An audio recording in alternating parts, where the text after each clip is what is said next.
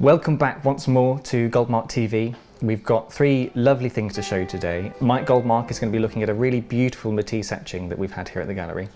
Later on in the show, I'm going to take a look at some of these fantastic jugs and the history of the form. We've got some really lovely pieces by a number of different makers here, so that should be really interesting. But first, I'm going to have a dive back into the life and work of Julian Trevelyan, one of the most important printmakers in this country, but one whose work is still not championed enough. I hope you really enjoy today and see some lovely things.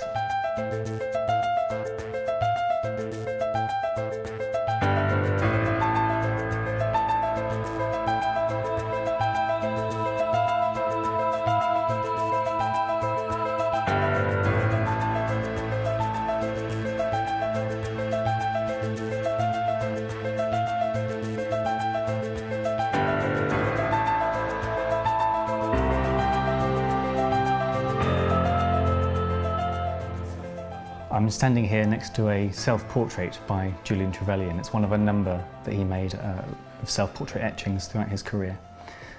He's here in his garden in Durham Wharf in Hammersmith on the banks of the Thames with his two cats, Tom and Otto, from whom he was inseparable in his later years. You might not know the name Julian Trevelyan. He is one of the most important British printmakers of the last 100 years. One of the major figures behind the etching revolution of the 1960s.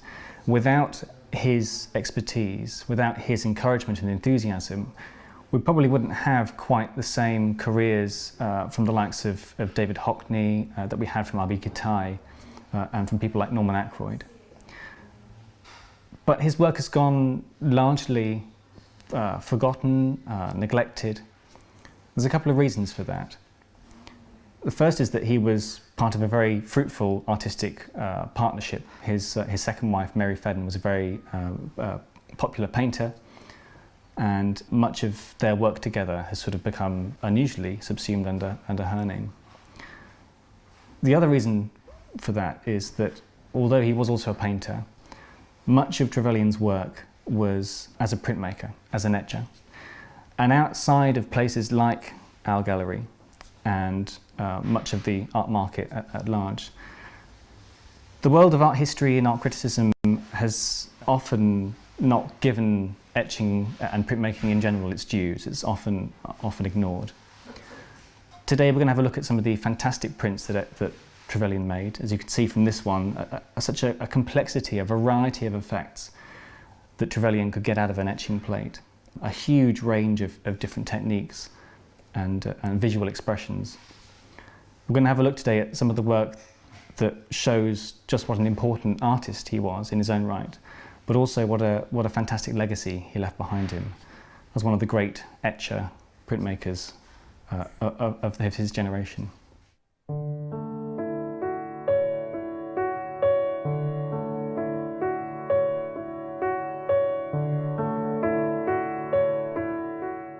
Julian Trevelyan was not meant for an artistic life. He came from an incredibly illustrious background. His grandfather was a liberal politician who had been knighted for his civil service. His father was a classical poet, a scholar, translator, and his uncle was a famous historian. And unsurprisingly, he showed great academic promise as a young man. He went to study English literature at Cambridge. And it was here, when briefly under the tutelage of Wittgenstein, the philosopher, that Trevelyan discovered, came upon surrealism.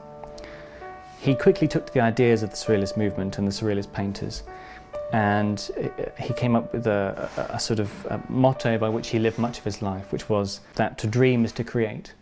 That idea of conjuring visions from the things that you'd seen in the world around you, in your subconscious, when you're asleep, that way that dreams have that lifelike quality to them. That became very important to him, then early as a scholar, but also later as an artist. And after discovering the work of the French surrealist painters, he quickly came to realise that Cambridge was not the right environment for him, that he wanted to set out on his own and become an artist and leave for Paris. You can see in some of the early images that he made, some of the early surrealist images that he made, some of the icons, the shapes and recurring figures that came back in some of his later prints. This is Mad Landscape, one of Trevelyan's later etchings. But you can see the kind of lots of the different symbols that he would use in some of those earlier works. Some of the stick figures, the triangles and moons, these sort of strange keyhole-shaped spaces coming back again in this later work. After showing a couple of early works with the London group and against his uncle's wishes, Trevelyan left in 1931 for Paris, left behind his degree and struck up as an artist on his own. He quickly discovered the nascent atelier of Stanley William Hayter in Paris, what would become known as Atelier 17, which Trevelyan helped name after the move to its address in Paris. And it was here, in this environment, that Trevelyan was first introduced to a whole world of hugely important artists, despite having no backing, no training himself, no grounding in the world of the arts. Hayter was a chemist, a research chemist, who had come to painting and printmaking and set up his etching atelier in the late 1920s in Paris. And it became a hub for printmaking. He was an extraordinarily prolific and technical printmaker, a genius in reinventing particularly the world of engraving and etching. When Trevelyan came to work in the atelier to help out and to learn from Hayter, this was a time when people like Miro, Picasso, Kandinsky would be popping by to make editions with Hayter. Masson, Klee, Ernst, many of the surrealist and the sort of proto-surrealist names that he had would have come across in his reading as a student in Cambridge, and which first fired his love for art. He became personally friendly with a lot of these artists. Alexander Calder lived in a studio next door to the atelier, and Trevelyan became good friends with him and a number of the other painters and printmakers that worked there. Etching is, in principle, a very straightforward form of printmaking. The basic process is that you have a metal plate that's covered in a hard ground of wax and resin. You then draw through that ground to reveal the plate below using a needle, an etcher's needle or a burin. Once you've made your design, that plate is submerged in a bath of acid. The acid will bite into, it will etch those exposed areas of the plate, and it will leave those covered in the ground untouched. That bitten groove in the plate holds the ink, which when the plate is then inked up and put through a press, is delivered onto the page. It's a very slow and gestational process. Every etching, you'd be very lucky as a printmaker to make an etching, to draw onto the plate and it be ready from the get-go. There's an awful lot of reworking, of making sure the etching has been bitten for the right amount of time, that certain areas have been maybe bitten more than others. There's a huge amount of complexity and sort of deliberation involved in the medium. What Stanley William Hayter brought to the process was a completely innovatory way of approaching the medium. In Hayter's view, every single step of the process offered the chance for experimentation. The choice of metal that you chose and the choice of acid would completely vary the level of the etching, the speed of it, the quality of the etching.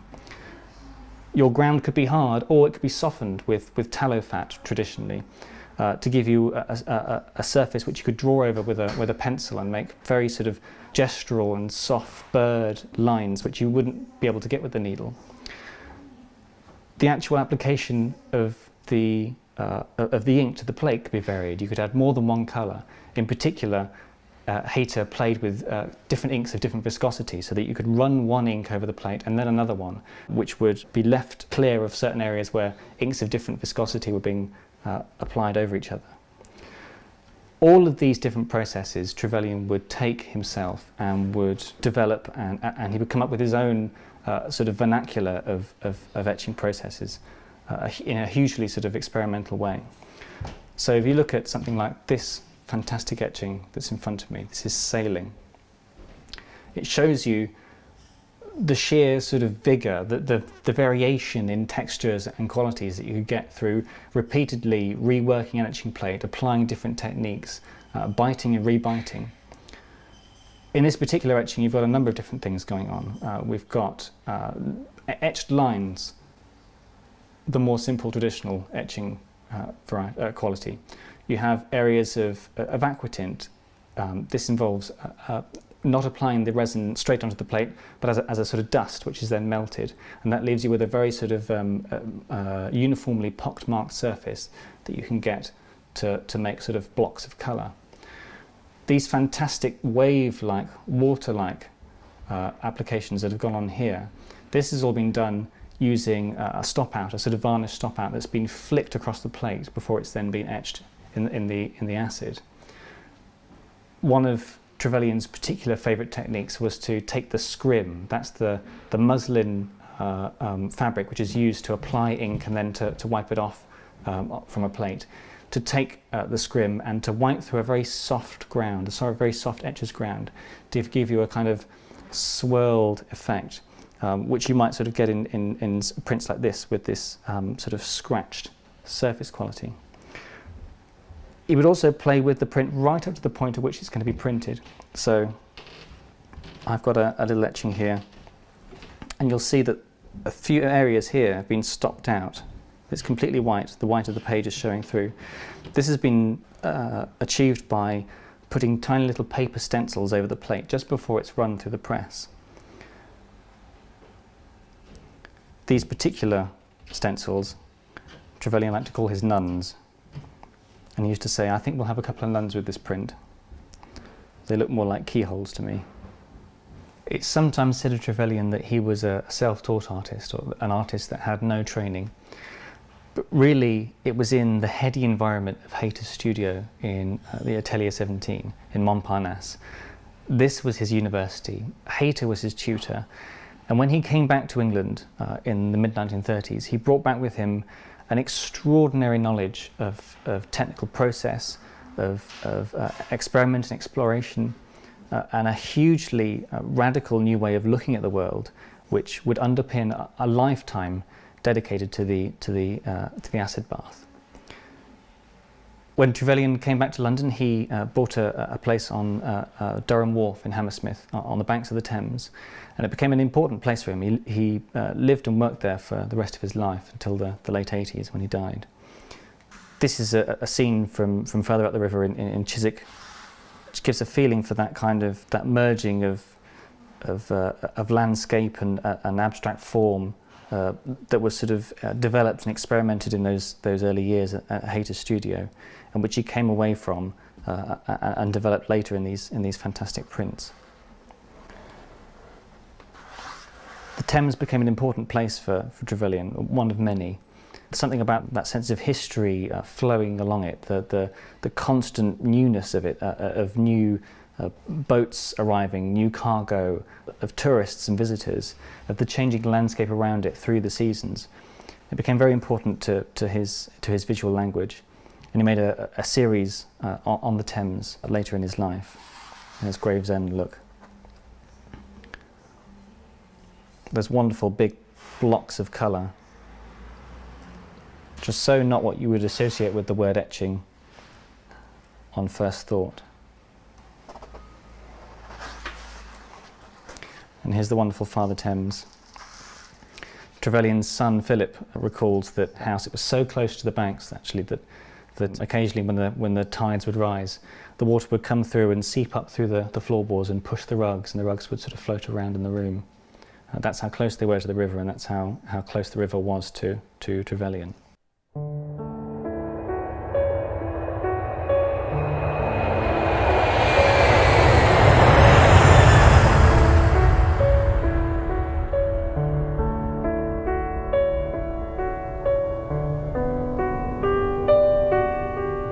Though he contributed directly to the British Surrealist movement when he returned to the country from Paris, Trevelyan, throughout his career, really struggled to resolve the two worlds in his art, the surrealist, dreamlike, unconscious visions and the everyday realism of the world around him.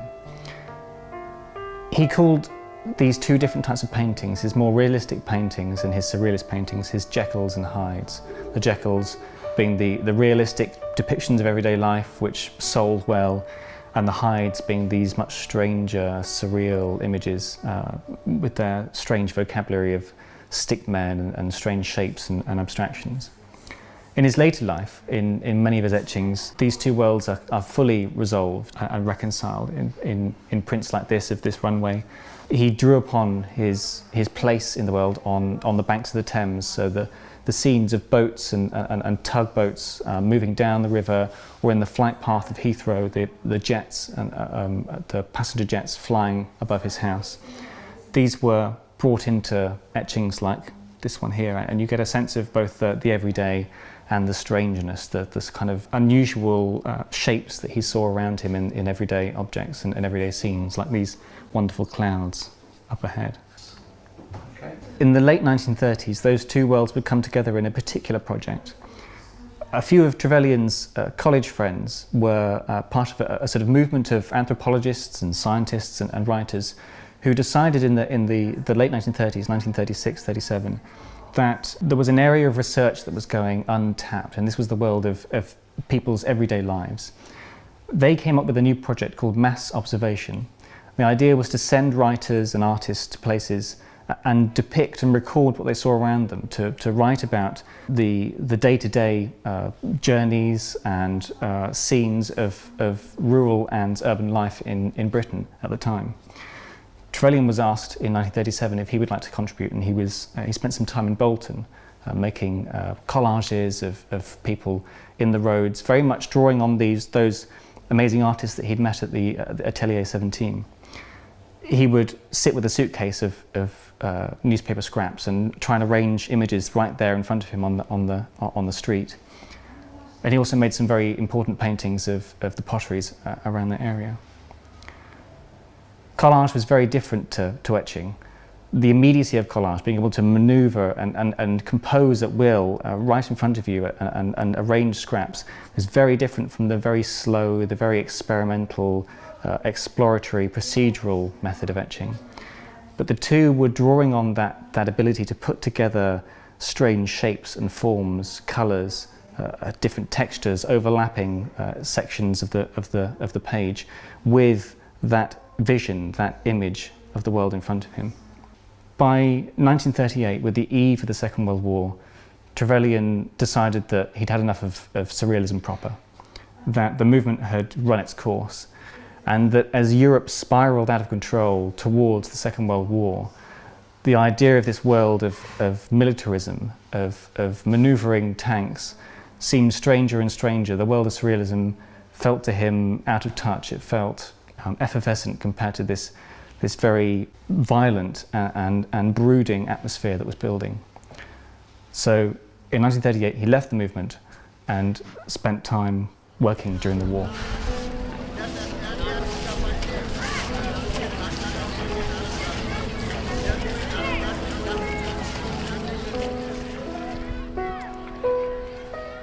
On his return to England, Trevelyan had kept in touch with Hayter, often for technical advice over the years.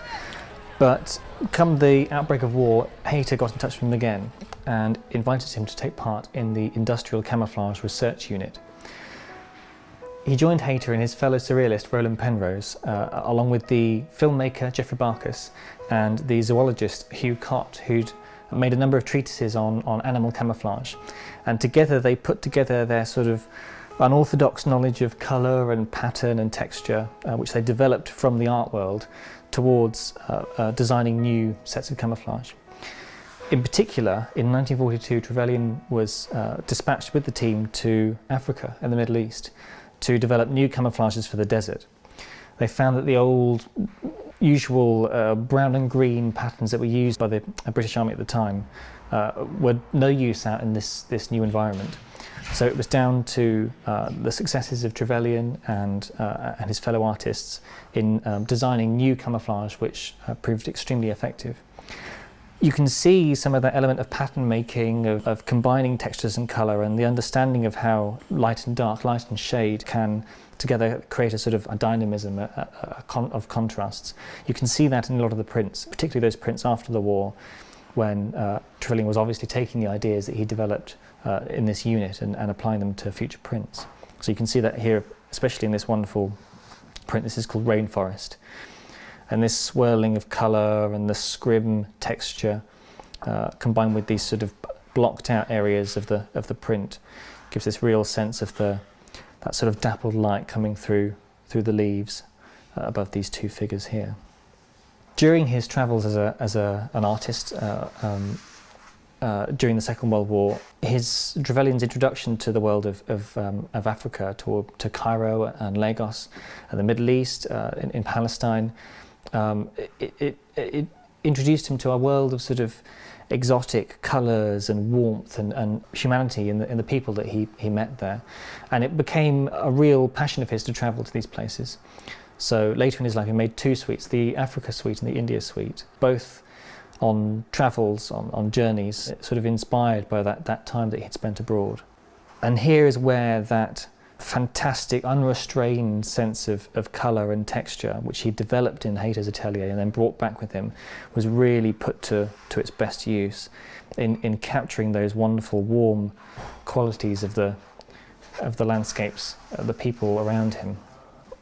Here, perhaps you can see some of those more unorthodox techniques, that scrim wipe that I talked about earlier. The plate covered in the soft ground and then rubbed over with wire wool or with that rough muslin scrim gave the plate a whole texture. That texture could then be blocked out again.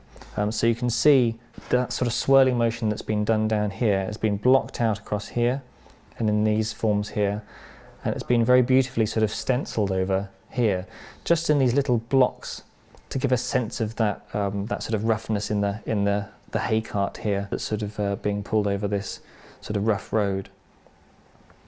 It's a wonderful little example of how artfully Trevelyan likes to take very simple shapes, very simple textures and qualities, and combine them in a very sort of restrained way, but just that simple single effect can give a real feel for whatever it is that he's trying to describe.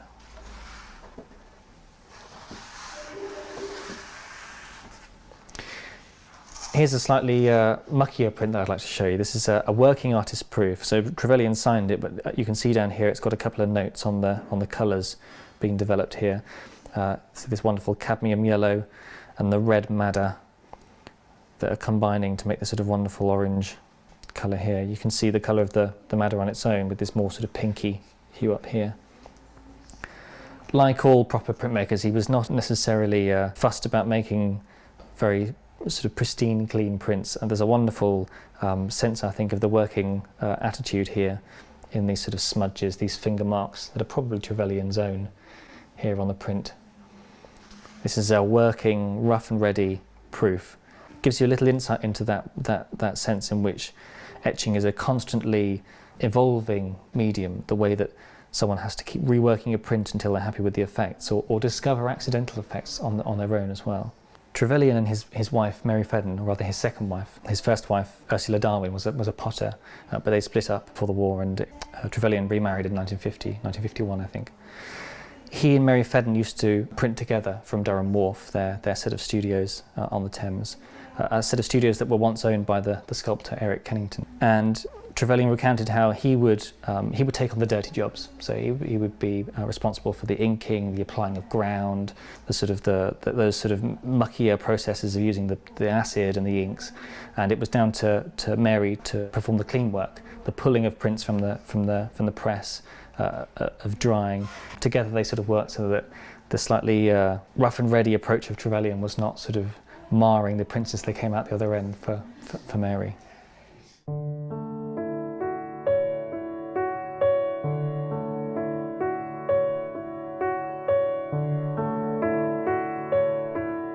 Trevelyan's life up to this point, after the war, was all chronicled in his autobiography and his memoirs, Indigo Days, which is a lovely light romp through his life and the experiences of a young man coming to Paris for the first time and his love of the city and his sort of early years as an artist. But Trevelyan's career would continue afterwards, and it was arguably in this last chapter of his life that he made his most important contribution as an etcher, as a printmaker, to the legacy of printmaking. Immediately after the war, he worked as a teacher, first at the Chelsea School of Art, but then most importantly, from 1955 to 1963, at the Royal College of Art. And in his 8 years at the college, Trevelyan really brought etching to the fore. There was a huge revolution in etching in the post-war period, as people rediscovered this medium which had been so important in the early years of the 20th century, but which in the 1930s, with the Great Depression and the sort of collapse of the etching market, had sort of fallen by the wayside. Trevelyan was a key figure in enlivening students' attitudes towards printmaking and in introducing major artists like Hockney, Kitaj, Norman Ackroyd, alongside people like Anthony Gross, of introducing them to the world of etching.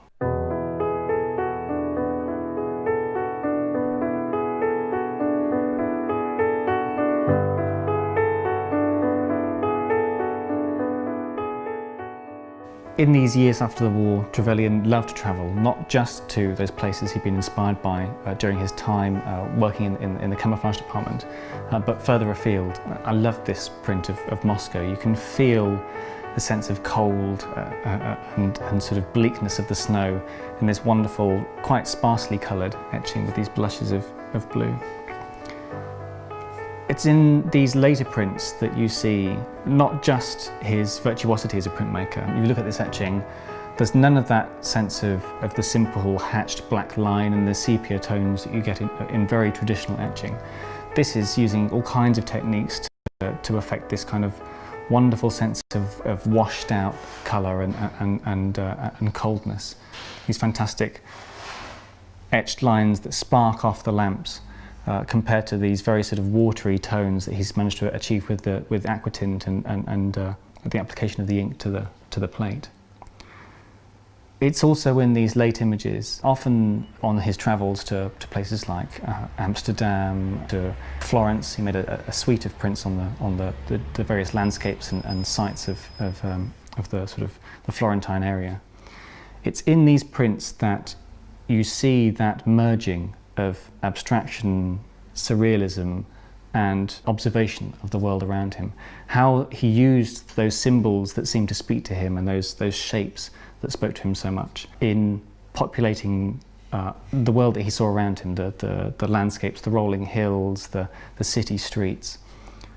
It's a real testament to his search for a voice over all those years of getting past his initial training in the Atelier 17 with Stanley William Hayter, and finding his own voice in a medium which is so much his own. You can so tell when you're in front of a Trevelyan etching, like this fantastic one here.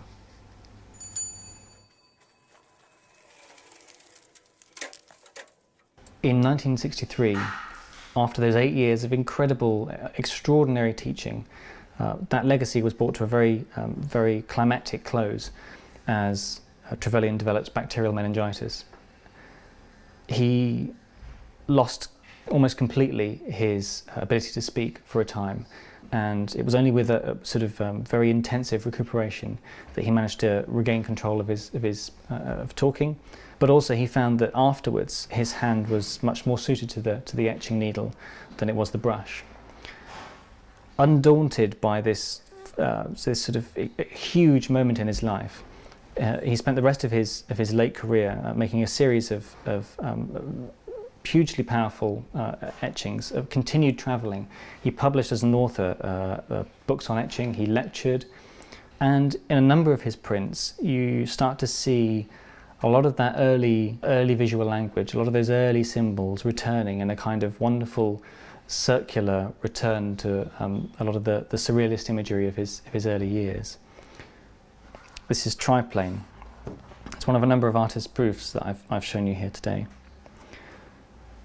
And you can see from those images of jets that we saw earlier in their sort of very innocent and almost sort of childlike simplification, you can see the sort of the visual language that's being applied here. It's very different. The sort of a lot of those blocks of colour are now merging and sort of dancing around one another. The configuration is much less realistic, much less straightforwardly a depiction of the scene in front of him, and much more the exploration of hand and eye and brain on the plate. The 300 or 400 prints that he left behind him remain an extraordinary artist's legacy, one that's still not really fully appreciated, even after the publication of this fantastic Catalogue Raisonné by Sylvie Turner.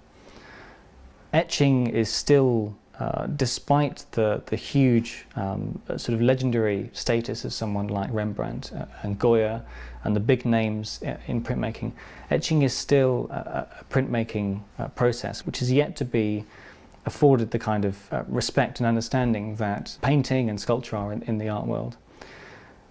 And I think it's when you're presented with an image as sort of as dynamic as this in front of you, as sort of gestural as textured, there's no way that you can understand the level of experimentation, the number of layers and processes, the length of time that it's taken to work on an image like this, to bring out all those different flavours.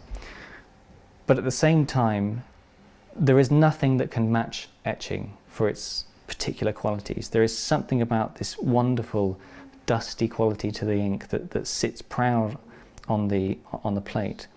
The way that it's delivered in these grooves on the plate, or in the pits of aquatint, in these sort of wonderful scraped and brushed and burnished areas, there is something quite sort of magical, almost alchemical, in the production of an etching. And in someone like Julian Trevelyan's hands, who could deploy the extraordinary exploratory and investigative approach that he picked up from Hayter, and which became a hallmark of his style, it's in the hands of someone like Trevelyan that etching is really shown off at its very best. I hope you've enjoyed seeing some of these prints today, and I hope that this is a name that you can take away and explore further, much as Trevelyan did the process of etching. Poetry was hugely important to Matisse, who quite early on in his life developed the daily habit of reading poems before starting his artistic routine. Matisse likened poetry to oxygen. It's unsurprising that his first literary illustrations were a suite of etchings for Stephen Mallarmé's Posy, which came out in 1932. For this, Matisse made 29 etchings, and they are now widely considered to be among his finest prints. Matisse said that for Mallarmé he used the extraordinary economy of thin engraved line with no shading whatsoever in order not to overpower the ethereal quality of Mallarmé's poetry. "What I dream of," said Matisse, "is an art of balance, of purity and serenity, devoid of troubling or depressing subject matter." And Matisse also went on to say, "I've always tried to hide my own efforts and wished my works to have the lightness and joyousness of a springtime which never lets anyone suspect the labours it cost." Although there are only 29 etchings in Posy, Matisse made many more. Posy was published in 1932 in an edition of 145 copies. In 1987, 55 years after Posy originally appeared, one of those etchings, which Matisse made as a study originally and was not published, was republished by the Matisse Foundation, made beautifully on Japon paper in an edition of 125 copies only. And it's this which we have for sale at the moment. Over the last 20 years, we've had just 2 copies out of the 125 of this particular print.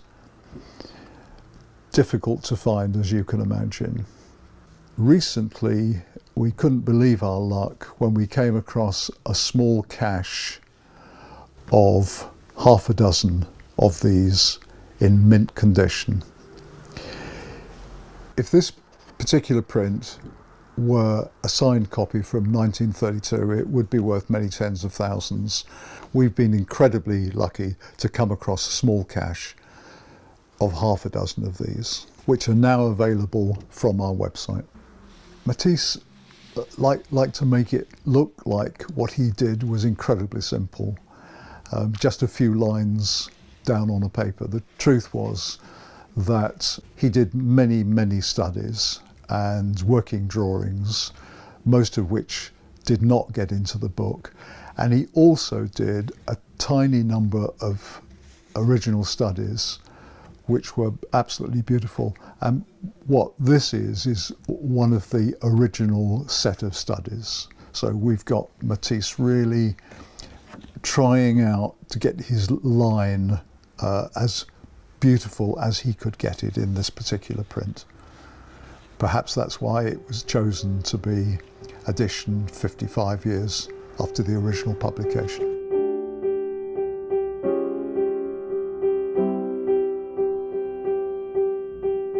The study of functional ceramics can often throw up little surprises. There's something about looking at forms that we use every day, mugs and cups, dishes, plates, and the very humble jug. Objects that have been in use for hundreds of years and have gone through hundreds of permutations and changes in that time. Looking back at the way that shapes have been explored and developed and played with can be a really fascinating thing. The jug is probably one of the earliest ceramic forms that we were making. There are examples that date thousands of years back into ancient Chinese and Minoan civilizations, and they were probably being made before that. It's probably one of the most fundamental uses of ceramics for carrying water. There is something about the simplicity of a jug. All you need is a handle, sometimes not even that, a lip with a neck to pour water, and some kind of body to hold it. Something about that simplicity, the very basic function of a jug, has meant that over hundreds, thousands of years, it's undergone innumerable changes in shape and form, and it offers a really wonderful basis for potters to play with, but also to establish their sense of identity. We've got a number of wonderful different jug forms out here that show some of those different historical shapes being played with. If you look back at, say, the old oinoche wine-carrying jugs of ancient Greece and the Etruscans, these were forms that were made for a particular function, for carrying wine during a symposium, for a sort of a lovely evening meal, an evening party. But within that function, there were elements of showiness, of bravado on the part of the potter. Potters quickly realized that on these quite sort of simple jugs, the bigger the belly they made on the pot, the bigger the swell, the more of a story they could tell in the images that they were drawing on these pots. So at the heart of the jug, in its 1,000-year history, is that playful idea of both being a functional object, but also one that's going to be there on the table. It's prominent, it's seen, it's used by people. It's a communal thing that brings people together. Simplicity of form and function invites inventiveness. So you can see here that we've got pots that sort of hark on that wonderful generous quality of those old those wine-bearing jugs of ancient Greece. Something like these wonderful, big, round-bellied jugs that Phil Rogers occasionally makes, or these sort of these very open pitchers that Jean Nicolas has been making for a number of years now. That's in complete contrast to something like one of these fantastic, tall, sculptural baluster jugs, like this one by Nick Collins. We've got another lovely green version down here by Clive Bowen. These are so named after the wonderful curved balustrade of a medieval staircase or a balcony. Here again, you've got form, function, practicality feeding into this shape. So the tall baluster jug, these large jugs, which would sometimes be 3 or 4 feet tall, were used to carry water and ale in old public houses in England. Their height meant that they could be stored quite easily. You could take a very large volume of water and carry it around quite easily, but also beer wouldn't go flat in these sort of tall jugs, not so open that the sort of the fizziness of the beer was going to be lost. There's a very simple example of how the very basic function of a pot, the very basic need of something, has shaped the history, the tradition of jugs, and has shaped the way that people approach this form. This wonderful vertical quality in a baluster jug gives someone like Nick Collins, who fires in a very violent anagamic kiln environment, gives them a wonderful opportunity to have this sort of long shape that can be stoked over a large mass for the embers to fall on and create these wonderful streaks down the side of the pot. Jugs are inherently functional objects, but they lend themselves to display, to that sort of showing off, that presentation of the different qualities that a potter is looking for. As with almost every aspect of pottery, the language that we use to describe jugs and these sort of very functional forms is often very metaphorical. It deals often with the body. So with a jug you have, we talk of the lip and the neck of a jug, or the shoulder, the rounded belly and the foot at the base. This kind of anthropomorphizing of ceramic forms lends itself to people sort of thinking of pots as people.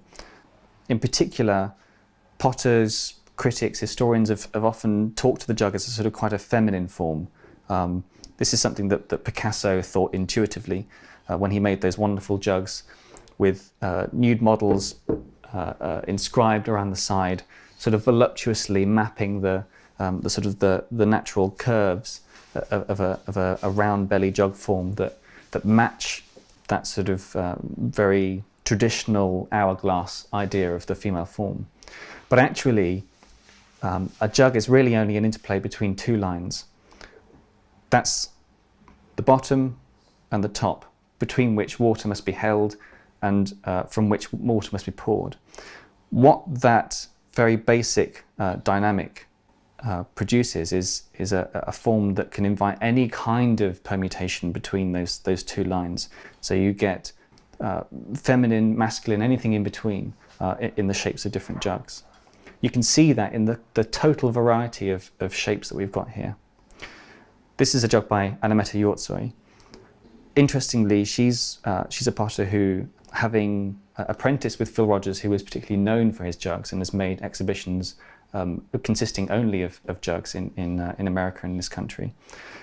Having apprenticed with him, it was interesting to hear Anameta say in her chat with Mike Goldmark earlier this year that the jug is a shape that she's still not happy with, that she's still experimenting with and trying to find a form of a vocabulary that she's happy with, that really expresses what she wants to do with the form.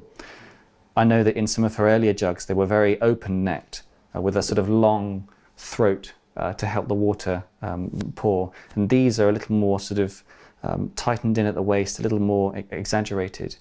But I think they've got a wonderful sense of sort of theatre about them. They look like little birds of paradise, I think, with these sort of beaks, very proud, standing upright. A jug is an innately sharing object. It's for bringing something to the table, for bringing something among people. It's a shape of festivity, of feasting. And I think that comes across in all of the different shapes that you can see here, all the different reinventions, reinvigorations of this very simple form. Every one of these potters has got to the heart of what jugs are for, and that is, at the end of the day, bringing us together around the table. I think that's one of the most powerful, one of the most important things about ceramics. So I hope some of these wonderful jugs can maybe find some new homes and bring some more people together, maybe when this lockdown's over.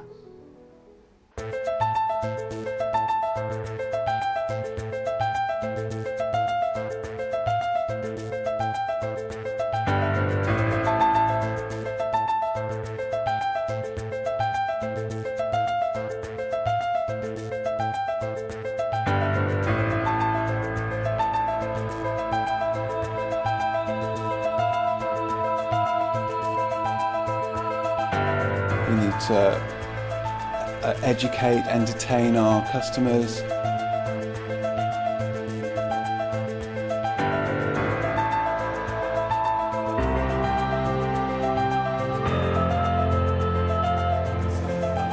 Okay, so now we're going to look at some other of his prints. I'm thinking very seriously about stopping making pots. There's nothing forced, and I think his jugs are really the epitome of that. Hello, welcome to today's broadcast from the Goldmark Gallery. One of my most regular places to visit up in this part of the world is the Goldmark Gallery.